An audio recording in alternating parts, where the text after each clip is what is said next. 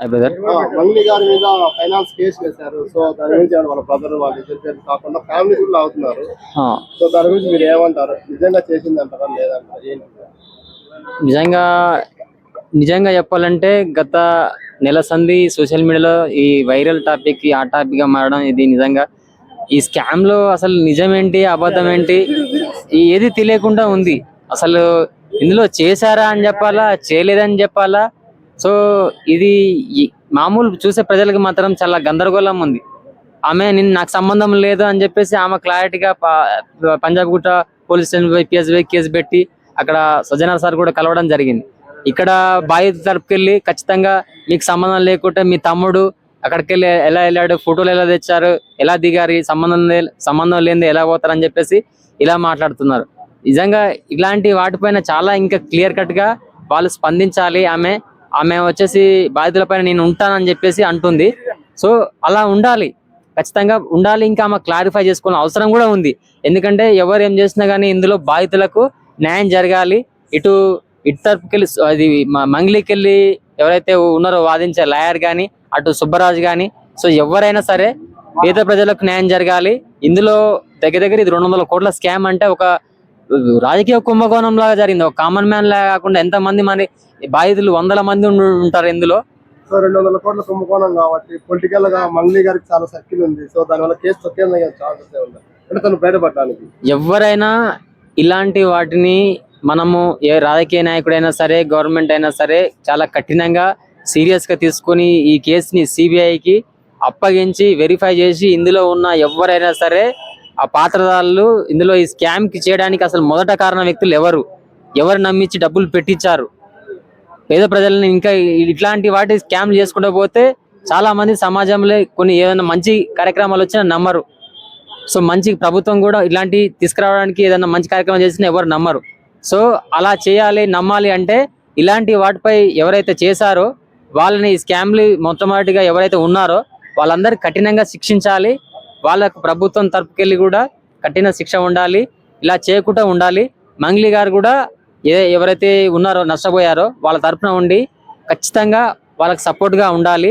So ముందుగా clarity ఇవ్వాలి. So ఆమె ఒక చిన్న స్థాయి నుంచి వచ్చి పాటలు పాడి ఎదిగారు, ఓకే, ఒక మంచి పాలసీ ఉంది. ఇప్పుడు ఆ పేరు పోయిందని చెప్పేసి ఆమె అంటున్నారు. ఎక్కడ మనం తప్పు చేయకుంటే మాత్రం ఎవ్వరు ఏంటన్నా సో ధర్మం లాగానే ఉంటది. కాబట్టి ధర్మం ఎప్పుడు గెలుస్తుంది అనేది అందరికీ తెలిసినప్పటికీ సో ఒక్కొక్కసారి మనం నిరూపించవలసి వస్తుంటుంది. సో ఇప్పుడు ఆమెకి అలాంటి సందర్భాలు మీడియా చాలా రాస్తున్నారా అని చెప్పేసి అంటున్నారు. సో తప్పకుండా మనము ప్రతి అడిగే క్వశ్చన్లకి సమాధానం ఇవ్వాలి. ఎందుకంటే ఆమెకు బాధ్యత ఉంది కాబట్టి. సో ఆమె వెంటనే స్పందిస్తే బాగుండేది. చాలా లేటుగా స్పందించడం వల్ల ఇంత మారిందనేసి చాలా మంది చెప్తున్నారు. సో కొంత ఇది మాత్రం ఖచ్చితంగా మంచిగా సిబిఐ ఎంక్వైరీ చేయాలి. ఎందుకంటే ఇలాంటివి మళ్ళీ జరగకుండా ఉండాలంటే ఈ రోజు 100 నుంచి 200 కోట్లు, రేపు 1000 కోట్లు పెద్ద అవుతాయి, అప్పుడు ఇంకా అవుతుంది. ఇలా రాజకీయ నాయకులు ఉన్నారా లేరా ఇంకేంది అని తెలవాలి కూడా. అంటే వెరిఫై చేస్తే తెలుస్తుంది. లోకల్ పోలీసులు అంటే ఖచ్చితంగా వాళ్ళు అంటే నాలెడ్జ్ వేరే ఉంటుందండి.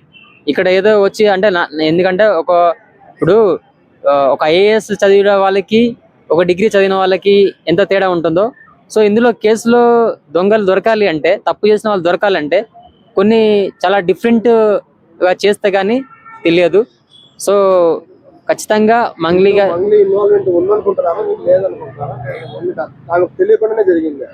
అదే చెప్తున్నది ఆమె, నాకు తెలియకుండానే జరిగినవి, నాకు ఎవరో సంబంధం లేదు అని చెప్పేసి చెప్తున్నారు. సో అవి ప్రూవ్ చేస్తేనే తెలుస్తుందండి.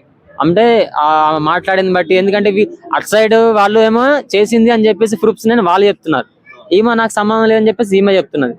సో కాస్త ఇంకా క్లారిటీ స్పష్టంగా రావాలంటే మీరు అన్నట్టు ప్రెస్ మీట్ పెట్టి గవర్నమెంట్ కూడా వాళ్ళిద్దరిని ముఖాముఖిగా కూర్చోబెట్టి అటు సైడ్ నుంచి ఇటు సైడ్ నుంచి మధ్య బాధిత వార్తలు ఎవరు ఉన్నారో, ఎవరు ఎట్లా పెట్టారు, ఎవరు నమ్మి మీరు ఫస్ట్ పెట్టుబడులు పెట్టారు, సో ఎంతమంది ఉన్నారు, ఇలా కొంతమంది 10 లక్షలు 50 లక్షలు కోటి రూపాయలు ఇలా అందరూ రకరకాలుగా చెప్తున్నారు. ఇవన్నీ నిజమా అబద్ధాలని గవర్నమెంట్ కూడా స్పష్టంగా అందరూ సమాచారం ఇవ్వాలి. అలా ఇస్తే అప్పుడు గవర్నమెంట్ కూడా ఏం చేస్తుందంటే క్లారిటీగా ఎవరు నష్టపోయారు అలా బాధితుల తరపున సో ప్రతి ఒక్కరు కూడా ముందుకు వచ్చి మాట్లాడతారు, సపోర్ట్ ఇస్తారు. ఎవరు క్లారిటీగా సమాచారం తెలియనప్పుడు ఎవరికి సపోర్ట్ ఇస్తారండి? ఫస్ట్ ఆఫ్ ఆల్ మంగ్లీ గారి గురించి మనం మాట్లాడుకుంటే she is a great singer. ఒక లతా మంగేశ్వర్, ఒక శ్రేయా ఘోషల్ అంత కాకపోయినా మన తెలుగు స్టేట్స్లో ఆమెకు మంచి పేరు ఉంది. సో బలగం లాంటి సినిమా పెద్ద హిట్ అవడం కారణం కూడా ఆమె వాయిస్. అలాగే చూసుకుంటే మన అలా వైకుంఠపురం, అలాగే ఇంకా పుష్పాల అలా సిస్టరు, వాళ్ళ వాయిస్ చాలా ఇది. వాళ్ళు పాటలు పాడుకునేటోళ్ళు అండి. పాటలు పాడుకునేటోళ్ళ మీద రాళ్ళు రెప్పలేస్తారంటే ఎంతవరకు కరెక్ట్ చెప్పండి. సో ఎక్కడో కల్పిట్స్ ఉన్నారు. కల్పిట్స్ ఉండి ఇట్లా మంగ్లీ అక్క అని చెప్పి మా వసూలు చేసుకుని ఉండొచ్చు. బట్ ఆమె ఎక్కడైనా మెసేజ్ చేసిందా? ఆమె మాట్లాడే కాల్ రికార్డ్ ఉందా? సో ట్రైలో పెట్టండి, ఆమె కాల్ అయినా మాట్లాడిందా లేదని. సో వైసీపీ మీద మాట్లాడిందంటే కనుక అప్పుడు పార్టీ ఆహ్వానించింది, మాట్లాడింది, తప్పేముంది. ఇప్పుడు వేరే పార్టీ ఆహ్వానిస్తుంది, ఆమె మాట్లాడుతుంది. ఎందుకంటే ఆమె యొక్క పొలిటికల్లో పాట పాడాలంటే ఇలాంటి పొలిటికల్ దాంట్లో వెళ్ళాలా, వాళ్ళ వర్క్ అది. ఆల్రెడీ ఆవిడకు చాలా మంది పొలిటీషియన్స్ కూడా మనకు తెలుసు, సర్కిల్ ఉంది. She have very background, CM level background ఉంది ఆమెకు. మన మెస్సీ వచ్చినప్పుడు కూడా స్టేడియంలో బల్లిపల్లిగా పాటేసేసారు. మరి అంత బ్యాక్గ్రౌండ్ ఉంది. ఆమె తెలుసుకుంటే ఒక బటన్ నొక్కితే మొత్తం కేసు క్లోజ్ అయిపోద్ది. బట్ ఆమె పోరాడుతుంది, నా తప్పేం కాదు, బట్ నా కింద వాళ్ళు ఏమైనా చేసి ఉండొచ్చు అని చెప్పి. ఎగ్జాంపుల్, మన వైసీపీ పార్టీ ఓడిపోవడం కారణం జగన్ కాదు, వాళ్ళ కింద ఎమ్మెల్యేలు. సో ఇక్కడ కూడా అంతే, ఆమె కాదు, వాళ్ళ కింద ఈ సింగర్స్ అనేటోళ్ళు ఒక చోట ఎందుకు ఉంటారు? ముంబై, కలకత్తా, ఢిల్లీ, దుబాయ్ అని చెప్పి ఆమె ఆర్టిస్టులు సాంగ్లు చేసుకుంటూ పోతారు.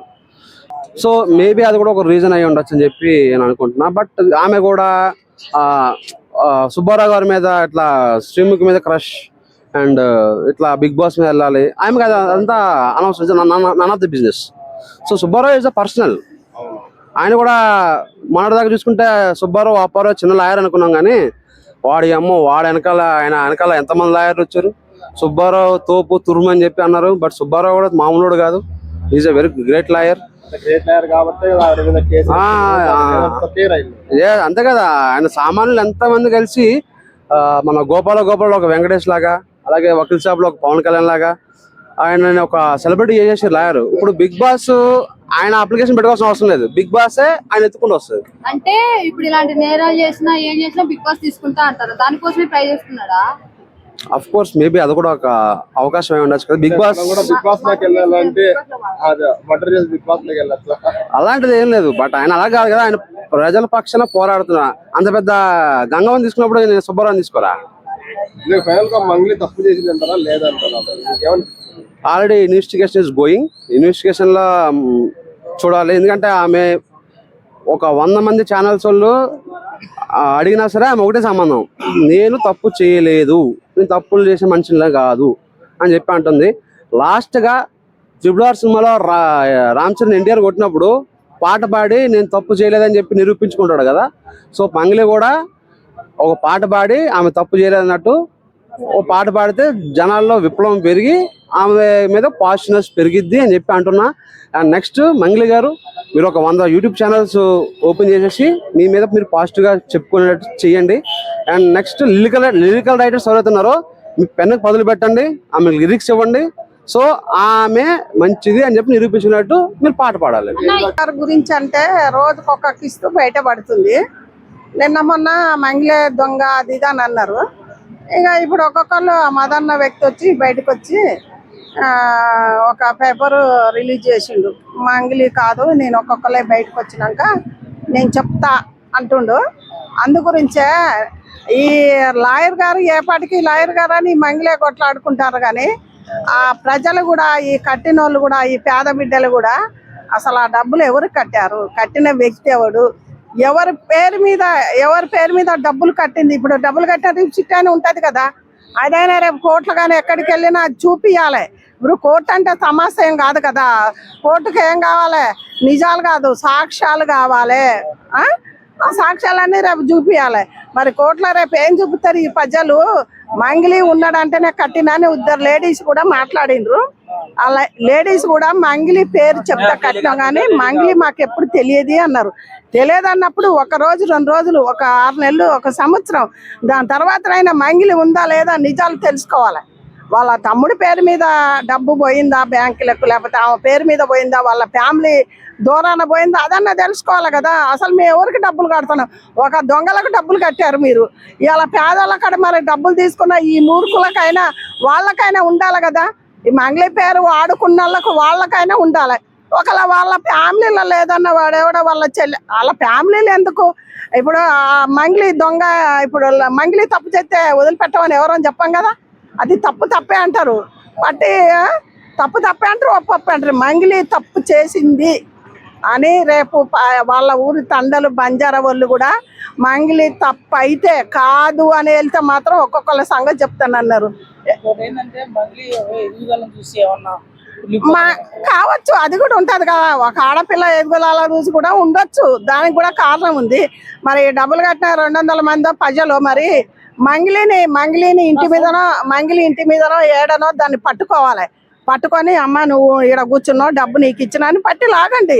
మాలాంటి వాళ్ళం కూడా ప్రజలు కూడా ఉరికొస్తారు కదా. అదేం లేదు, ఏపాటికి ఒక లాయర్కి కట్టిందా? లాయర్ డబ్బులు మంగ్లీకి కట్టిండా? లాయర్కి వీళ్ళందరూ కట్టారా? లేదు కదా.